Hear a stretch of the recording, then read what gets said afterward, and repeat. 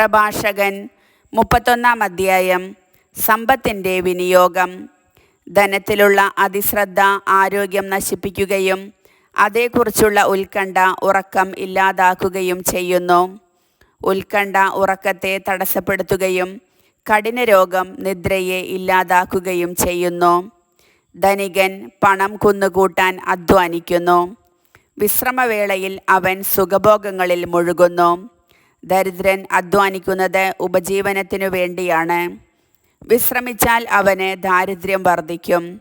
സ്വർണത്തെ സ്നേഹിക്കുന്നവന് നീതീകരണമില്ല. പണത്തെ പിന്തുടരുന്നവന് മാർഗഭ്രംശം സംഭവിക്കും. സ്വർണം നിമിത്തം പലരും നശിച്ചിട്ടുണ്ട്. നാശത്തെ അവർ മുഖാഭിമുഖം ദർശിക്കുന്നു. അതിനുവേണ്ടി ജീവിതം അർപ്പിച്ചിരിക്കുന്നവർക്ക് അത് കെണിയാണ്. ഭോഷന്മാർ അതിൽ വീഴും. കുറ്റമറ്റവനും സ്വർണത്തെ കാക്ഷിക്കാത്തവനുമായ ധനവാൻ അനുഗ്രഹീതനാണ്.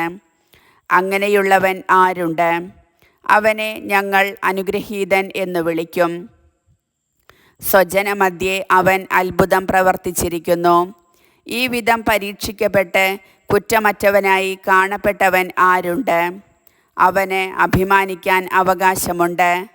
പാപം ചെയ്യാൻ കഴിവുണ്ടായിട്ടും അത് ചെയ്യാത്തവനും തിന്മ പ്രവർത്തിക്കാൻ സാധ്യതയുണ്ടായിട്ടും അത് ചെയ്യാത്തവനും ആരുണ്ട്? അവൻ്റെ ഐശ്വര്യം സ്ഥിരമായിരിക്കും. സമൂഹം അവൻ്റെ ഔദാര്യത്തെ പുകഴ്ത്തുകയും ചെയ്യും. വിരുന്നും വീഞ്ഞും.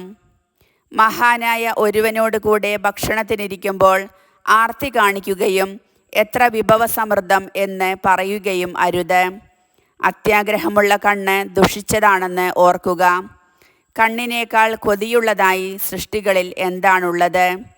അതുനിമിത്തം ഓരോ മുഖവും കണ്ണീർ വാർക്കുന്നു. കാണുന്നതിനൊക്കെ കൈനീട്ടരുത്. ഭക്ഷണമേശയിൽ അയൽക്കാരനെ ഉന്തി മാറ്റരുത്.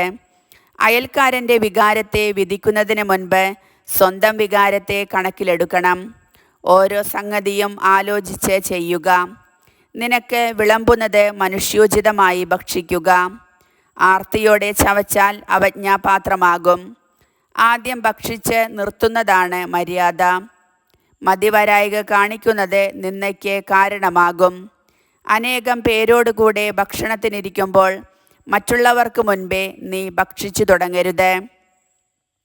സംസ്കാരസമ്പന്നൻ അമിതമായി ഭക്ഷിക്കുന്നില്ല. അവന് ഉറക്കം അനായാസമാണ്. മിതമായി ഭക്ഷിക്കുന്നവൻ നന്നായി ഉറങ്ങുന്നു. അവൻ ഉന്മേഷവാനായി രാവിലെ ഉണരുന്നു. അമിത ഭക്ഷണം നിദ്രാരാഹിത്യവും ദഹനക്ഷയവും ഉദരവേദനയും ഉളവാക്കുന്നു. അമിതമായി ഭക്ഷിച്ചാൽ ഛർദ്ദിച്ചു കളയുക. ആശ്വാസം ലഭിക്കും. മകനെ, എൻ്റെ വാക്ക് കേൾക്കുക. അത് അവഗണിക്കരുത്. അവസാനം നീ അതിൻ്റെ വില അറിയും. ഏതു ജോലിയും ഉത്സാഹപൂർവം ചെയ്യുക. നിന്നെ രോഗം ബാധിക്കുകയില്ല. ഭക്ഷണം നിർലോഭം നൽകുന്നവനെ എല്ലാവരും പുകഴ്ത്തും. അവൻ്റെ ഔദാര്യത്തെക്കുറിച്ചുള്ള അവരുടെ പ്രശംസ വിശ്വസനീയവുമാണ്. ഭക്ഷണം നൽകുന്നതിൽ പിശുക്ക് കാണിക്കുന്നവനെ ആളുകൾ പഴിക്കും. അവൻ്റെ അല്പത്വത്തെക്കുറിച്ചുള്ള അവരുടെ പരാതി സത്യമാണ്. വീഞ്ഞു കുടിച്ച് ധീരത പ്രകടിപ്പിക്കാൻ ശ്രമിക്കേണ്ട. വീഞ്ഞ് അനേകരെ നശിപ്പിച്ചിട്ടുണ്ട്. ഉരുക്കിൻ്റെ പദം ചൂളയിൽ തെളിയുന്നു. അഹങ്കാരികളുടെ കലഹത്തിൽ വീഞ്ഞ് ഹൃദയങ്ങളെ ശോധന ചെയ്യുന്നു. മിതമായി കുടിച്ചാൽ വീഞ്ഞ് മനുഷ്യന് ജീവൻ പോലെയാണ്. വീഞ്ഞു കുടിക്കാത്തവന് എന്തു ജീവിതം?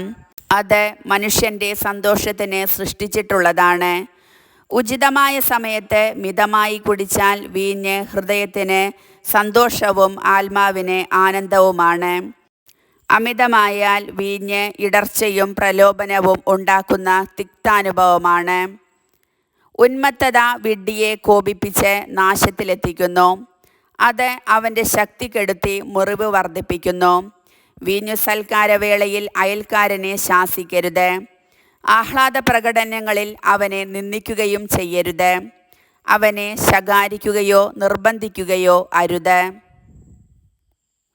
കർത്താവിൻ്റെ വചനം.